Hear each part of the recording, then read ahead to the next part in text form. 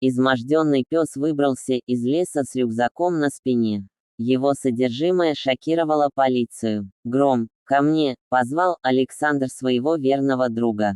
«Напарник». Лейтенант открыл рюкзак и вытащил записку. Прочитав дрожащими руками, он выругался. «Немедленно вызывайте помощь. И дайте собаке воды». Гром жадно пил воду из пластиковой миски. Каждый глоток возвращал силы, но времени было в обрез. Пес то и дело бросал взгляды на полицейских, чего они медлят.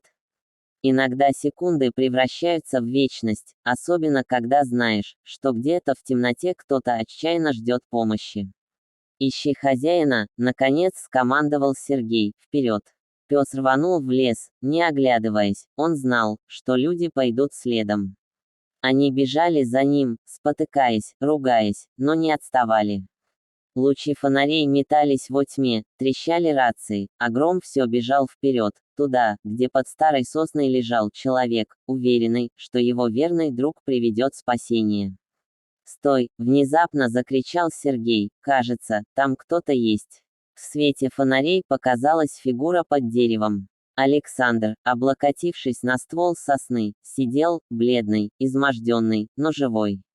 «Я знал», – прошептал он, когда его укладывали на носилки, – «я знал, что ты справишься, дружище».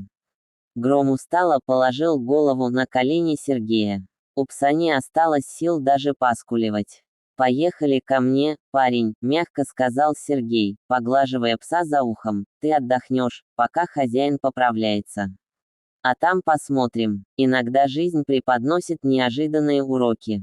Для лейтенанта Сергея Ковалева таким учителем стал пес по имени Гром. «Ну и что мне с тобой делать?» – пробормотал он, разглядывая нового жильца в своей холостяцкой квартире.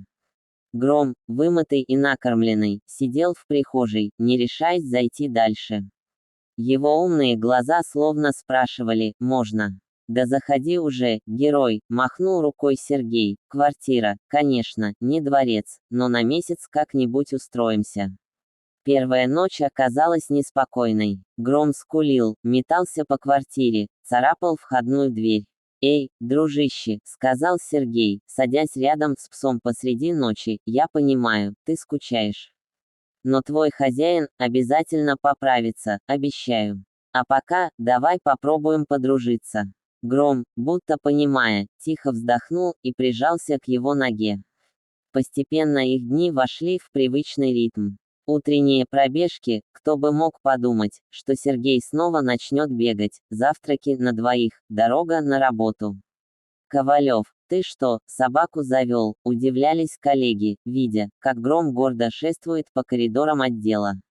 «Временно приютил», – отвечал Сергей, но в груди теплилась гордость за своего нового друга.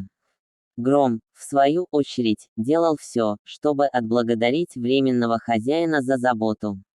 Каждое утро встречал Сергея у дверей с тапками в зубах, приносил упавшие вещи. «Ну ты даешь, напарник», – смеялся Сергей, угощая пса любимым лакомством.